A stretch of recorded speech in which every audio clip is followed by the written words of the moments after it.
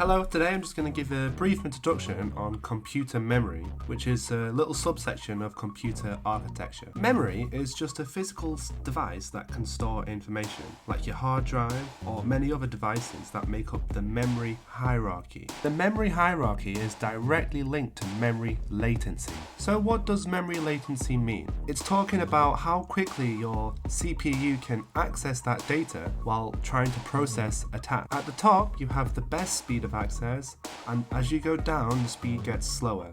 However, the lower down the hierarchy you get, the more storage each type of memory will have.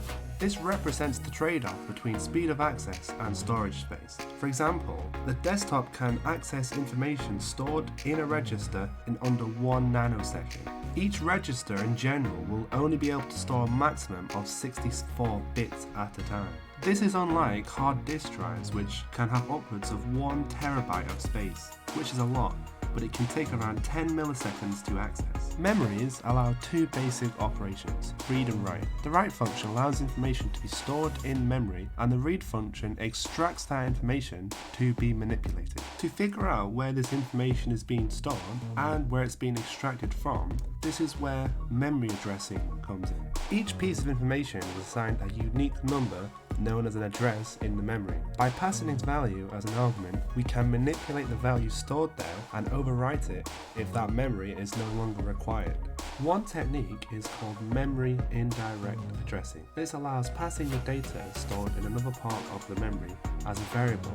An example of this is on the screen now. Mem is our DRAM and R1 is our register. We are telling the computer to use the value stored in memory address 10 as the new address to write the content of R1 into. Here is an example of direct addressing. Here we're telling the computer to set the value in address 10 to what is stored in R1.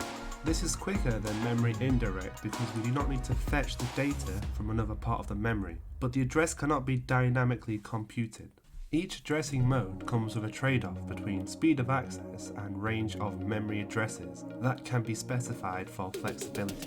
Data and instructions are different. Information in a general sense is stored like we've just described, but there are two specific types that we're interested in. Data is information operated on by the CPU in calculations, such as characters, integers, different data types. Instructions specify what must be done with the data. The diagram on the screen shows how it interacts. Depending on the CPU you're using, each instruction is encoded in some way as control information. The actual binary signals that perform the logical operations at the lowest level of our computer's architecture. The amount of memory required to store these instructions is massive. The solution to this is to use opcodes. OP codes are unique encodings assigned to each instruction. When passed through a decoding module, result in the desired control information. There's a lot more to know about computer memory, like how SRAM takes up 3 times more space than DRAM, the difference between volatile memory and non-volatile memory, how memory is stored, like on magnetic disks or solid-state drives. I could even talk about how each individual binary digit is stored in a memory cell, which I may go into later, but for now you have a brief understanding of memory. See you soon!